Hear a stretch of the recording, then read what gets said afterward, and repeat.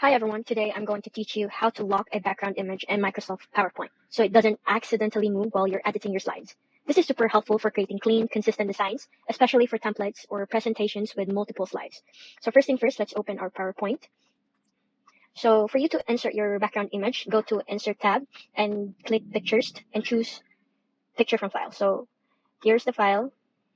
So we're going to use this as our background image. So you're going to insert this one. So you're going to resize this and position it the way you want it on your slide. So I want it to be positioned like this. So now to lock it in place, you're going to have to right click the image and choose send to back. Send to back. And then you're going to right click again and then format background. So a menu will appear on the right. So you're going to click picture or texture fill. And then you're going to click insert and choose from file. So you're going to select your image again, and this time it gets set as the actual background. Now it's locked. So insert. Now it's locked. So you can't accidentally move it or edit it anymore.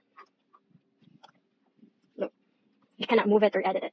So if you want this background on all your slides, go to the View tab. Here's the View tab, and open the Slide Master. So do the same steps here. Insert the picture as a background.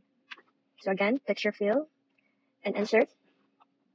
Now, every new slide you create will have the image locked in the background automatically. So all you have to do is apply it to all. So this way, your background image is locked on every slides. And that's it. Quick and easy. Your background is now locked, and if your slides stay neat and organized, if this helped, don't forget to like and share. Thank you for watching.